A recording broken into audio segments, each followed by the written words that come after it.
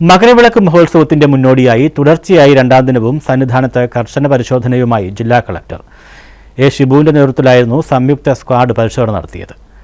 സന്നിധാനം, പാണ്ടിത്താവളം എന്നിവിടങ്ങളിൽ തീർത്ഥാടകർക്ക് ഒരുക്കിയ സൗകര്യങ്ങളും കളക്ടർ വിലയിരുത്തി. ഹോട്ടലുകളിലും കടകളിലും നടത്തിയ പരിശോധനയിൽ ശുചിത്വമില്ലായ്മ, ഗുണമേന്മയില്ലാത്ത ഭക്ഷണ വിതരണം, അമിത വില ഈടാക്കൽ എന്നിവ കളക്ടറുടെ ശ്രദ്ധയിൽപ്പെട്ടതിനെ തുടർന്ന് പിഴയൊടുക്കാനുള്ള നോട്ടീസ് നൽകാൻ ബന്ധപ്പെട്ട ഉദ്യോഗസ്ഥർക്ക് നിർദ്ദേശം നൽകി. ഇതിന്റെ ഭാഗമായി 3 കടകൾക്ക് നോട്ടീസ് നൽകി. സർക്കാർ നിർദ്ദേശിച്ച നിരക്കിലാണ് ഭക്ഷ്യവസ്തുക്കൾ ഭക്തർക്ക് ലഭ്യമാക്കുന്നതെന്ന് ഉറപ്പുവരുത്തുന്നതിന്റെ ഭാഗമായിട്ടായിരുന്നു കളക്ടറുടെ നേതൃത്വത്തിലുള്ള ഹോട്ടൽ പരിശോധന.